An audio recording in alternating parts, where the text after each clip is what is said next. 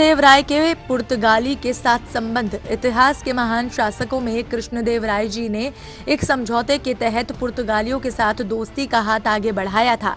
दरअसल उस दौरान अरब फारस के होने वाले घोड़ों के व्यापार पर पुर्तगालियों का पूरा अधिकार था। इसलिए कृष्णदेवराय जी ने अपनी समझदारी के साथ पुर्तगाली शासक अल्बुकर्क के साथ संधि कर ली ताकि वो बिना किसी रुकावट के व्यापार कर सके। पुर्तगालियों के साथ श्री कृष्णदेवराय जी की संधि के मुताबिक पुर्तगाली अपने घोड़ों को सिर्फ विजयनगर में ही बेचने के लिए तैयार था। वहीं कृष्णदेव जी ने पुर्तगालियों को भटकल में किला बनवाने के लिए इस शर्त पर किला बनाने के लिए अनुमति दी थी कि वो मुस्लिमों से गोवा छीन लेंगे।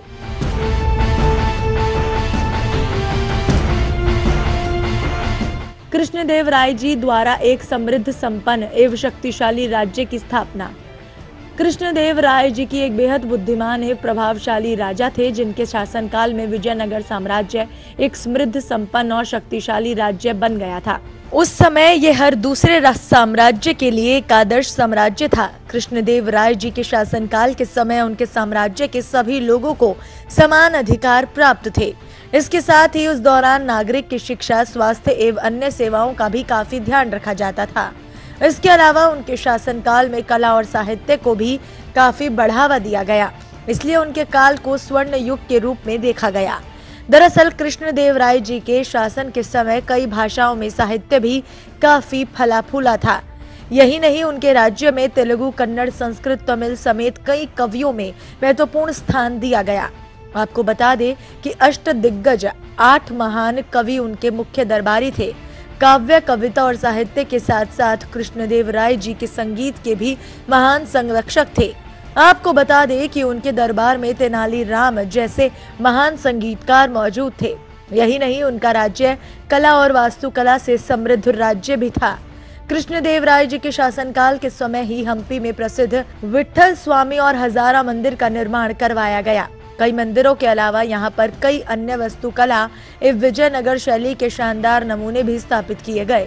इसके अलावा कृष्णदेवराय जी के अपने शासनकाल में कई युद्ध में जीत हासिल कर अपने युद्ध और रण कौशल का परिचय दिया। आपको बता दें कि उन्होंने पहले डेक्कन में सफलता हासिल की और फिर उड़ीसा के गजपति जागीरदार राजाओं पर जीत हासिल कर कावेरी नदी के गंगा राजा को हराया एवं अजय जल दुर्ग पर अपना आधिपत्य स्थापित करने में कामयाब हासिल की।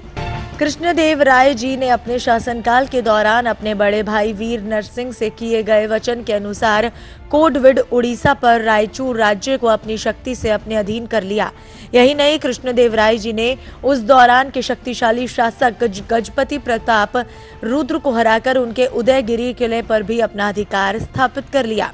यही नहीं, बाद में कृष्णदेवराय जी के प्रभाव को देखते हुए गजपति प्रताप रुद्र को उनसे संधि करने के लिए मजबूर होना पड़ा और बाद में उन्होंने अपनी बेटी जगमोहिनी की शादी कृष्णदेवराय जी से कर दी।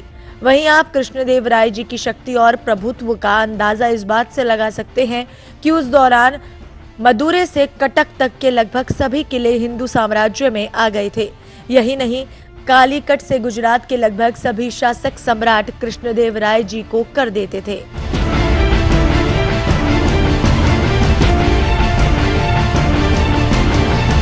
कृष्णदेवराय जी के दरबार के अष्टदिग्गज कवि। उम्मीद करते हैं आपको हमारी ये वीडियो पसंद आई होगी।